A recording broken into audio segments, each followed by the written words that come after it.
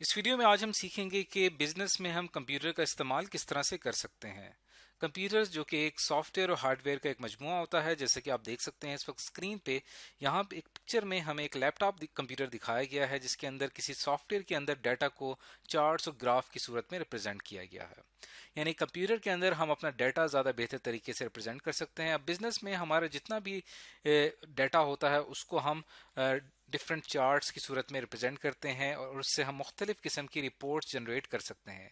Report का मकसद क्या होता है? रिपोर्ट का मकसद ये होता है कि उसकी कंपनी की जो प्रोग्रेस है, कि उसने कितना प्रोग्रेस किया है या कंपनी ने कितनी तरक्की की है, उस पर एक तरह से नज़र डाली जा सके।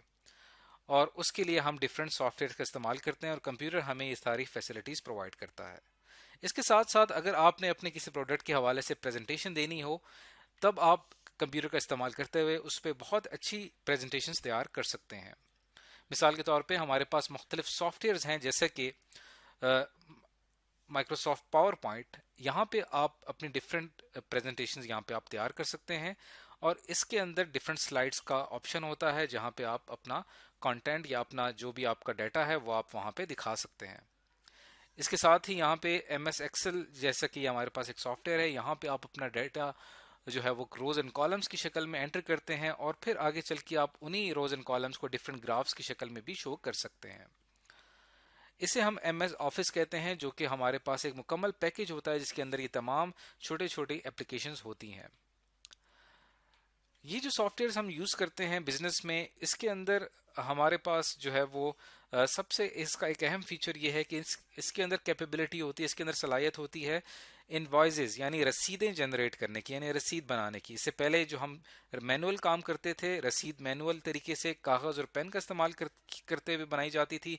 अब जब आप दुकान से कोई चीज़ खरीदते हैं तो उसकी कंप्यूटराइज्ड इनवॉइस जो है वो निकल आती है, जो कि काफ़ी तेज़ तरीक़ेकार है।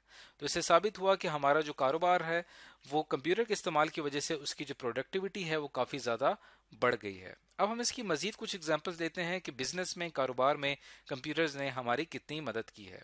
मिसाल के तौर पे अगर हम बैंकिंग के बिजनेस की बात करें तो वहाँ पे मोबाइल बैंकिंग के ज़रिए आपका काम काफ़ी ज़्यादा आसान हो चुका है। यानी मोबाइल बैंकिंग के ज़रिए अब आप कस्टमर और एम्प्लॉयज़ के दरमियान एक कांटेक्ट जो है वो काफ़ी ज़्यादा अच्छा हो गया है। यानी कस्टमर्स जो हैं वो अपनी तमाम इन्फॉर्मेशन अपने मोबाइल फ़ोन पे एसएमएस की सूरत में रिसीव कर सकते हैं। इसे बैंकिंग बिजनेस कहा जाता है। बैंकिंग बिजनेस का जो है वो कंप्यूटर्स ने जो है बहुत ही इनकलाबी तौर पे इसमें तब्दीलियां जो है वो हमें दी हैं। मिसाल के तौर पे इसकी सबसे बड़ी जो कामयाबी है वो ऑटोमेटेड टेलर मशीन, जिसको हम एटीएम कहते हैं। एटीएम का एक ऐसी मशीन होती है जो कि दुनिया के किसी भी हिस्से में हो, वहां पे आप अपने कार्ड के जरिए अपनी रकम हासिल कर सकते हैं। अब ये एटीएम मशीन जो है ये दरअसल इटसेल्फ खुद एक कंप्यूटर होता है जिसके अंदर एक हार्डवेयर और सॉफ्टवेयर इंप्लीमेंट किया होता है।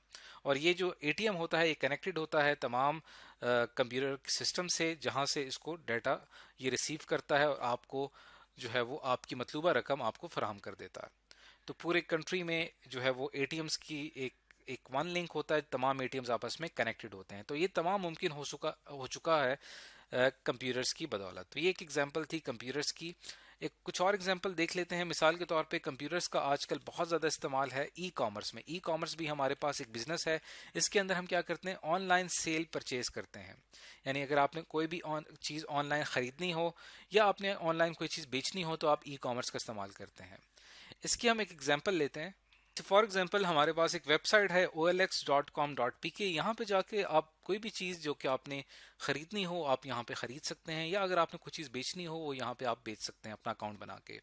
इसी तरह ई कॉमर्स की एक और एग्जांपल हमारे पास amazon.com, ये भी एक वेबसाइट है जहाँ पे आप डिफरेंट प्रोडक्ट्स जो हैं वो ख़रीद सकते हैं ऑनलाइन। यहाँ पे आप अपनी मर्ज़ी की प्रोडक्ट सर्च करेंगे और आपकी मर्ज़ी की प्रोडक्ट आपके सामने आ जाएगी, प्राइस के साथ, कीमत के साथ, और फिर आप उसका ऑर्डर दे सकते हैं। तो इस वजह से ऑनलाइन कनेक्टिविटी की वजह से पूरी दुनिया आपस में एक दूसरे से कनेक्ट हो गई है और ये तमाम मुमकिन हुआ है कंप्यूटर्स की वजह से, और इससे जो है वो बिजनेस काफ़ी ज़्यादा उसने तरक्की की है।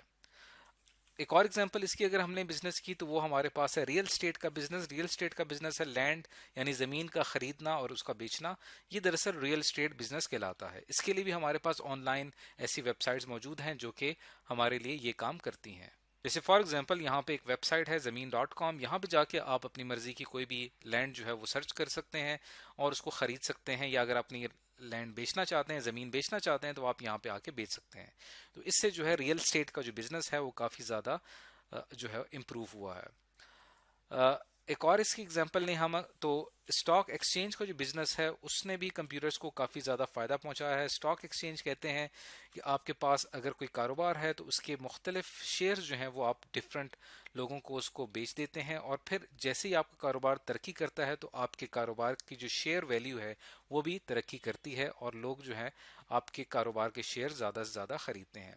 तो स्टॉक एक्सचेंज जो है वो एक पूरी एक मार्केट है, उसकी भी तमाम तर इंफॉर्मेशन इंटरनेट पे मौजूद है हमारे पास। जैसे यहाँ पे पाकिस्तान स्टॉक एक्सचेंज की एक वेबसाइट है, यहाँ पे जाके आप तमाम शेयर्स के हवाले से इंफॉर्मेशन हासिल कर सकते हैं।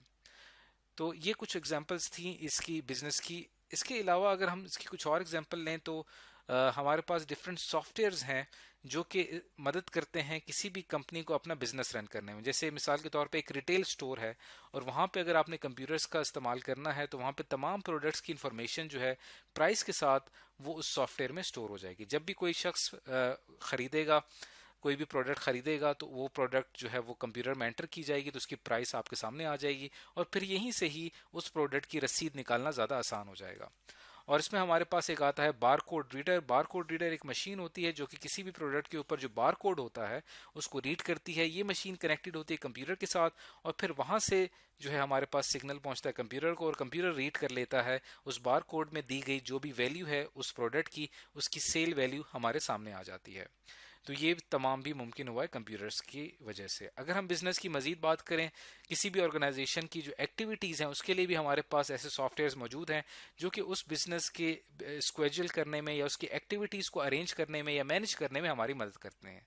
जैसे कि ये हमारे पास एक सॉफ्टवेयर है, और इस सॉफ्टवेयर के अंदर उस बिजनेस ऑर्गेनाइजेशन में जितनी भी डेली की एक्टिविटीज़ हैं वो तमाम टाइम के साथ, और कब स्टार्ट होंगे और कब एंड होंगे, वो तमाम एक डेट के साथ मौजूद हैं। तो यहाँ से आप अपने दिनों के हिसाब से और अपने महीनों के हिसाब से अपनी तमाम परफॉर्मेंस को यहाँ से स्केड्यूल कर सकते हैं, अरेंज कर सकते हैं।